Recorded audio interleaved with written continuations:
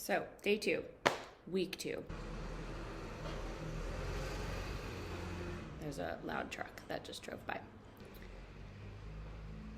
I feel tired. I feel a little bit anxious. And so I mentioned body mapping to you before, and this is something I think is really important for somatic healing.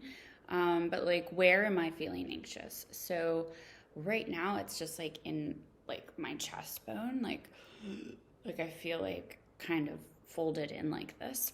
And so one thing that we can do is try and do the opposite.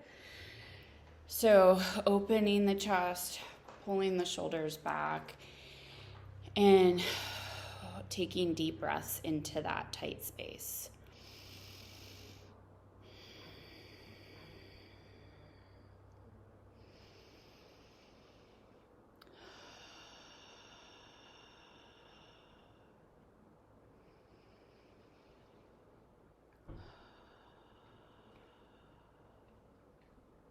The other part of body mapping that I think is really cool is to relate it to the chakra system. Think about where you're feeling different sensations in your body, what color that might feel like or look like, and that might be another layer, another step to conceptualize. And then you can relate that to the chakra in the body. And so I will put one of the maps of the body and the chakra system up. But in my chest, a little bit lower than my heart chakra. And the color of the heart chakra is green. I might make something today that has to do with green. Maybe it's an opening heart.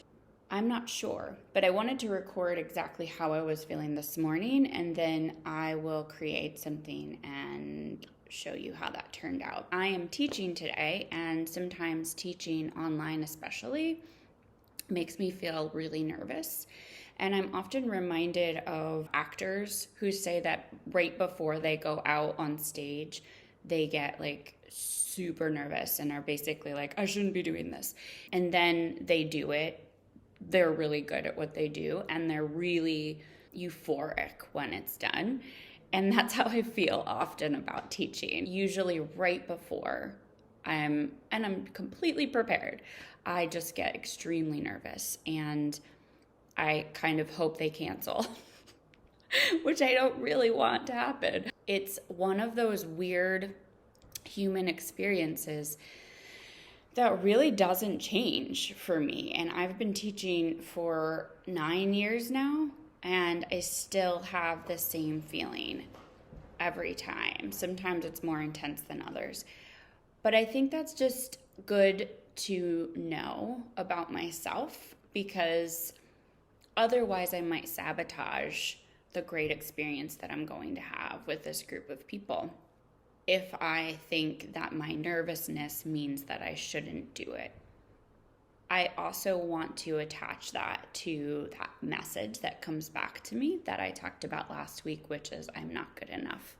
I wonder, and one of our other phrases at Pratt was be curious about that. I'm not good enough is somehow connected to my nervousness. Will I be good enough at teaching today? And maybe even somehow connected to my core, my center, my heart. So these are the things that I'm going to explore in my artwork, and I will let you know how it turns out.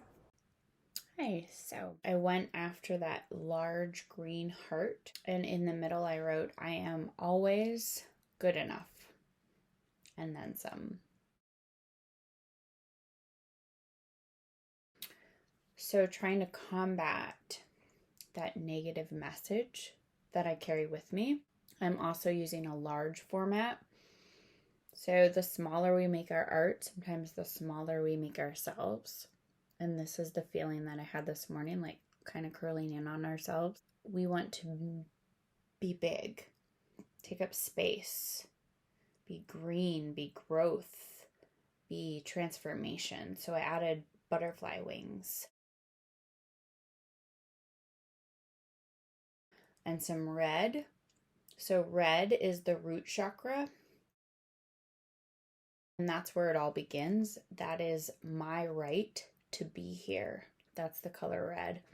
And so I have red in my heart and some flowers that are growing from the heart, really reflecting on green, growth, heart chakra, transformation, and undoing that message of I am not good enough.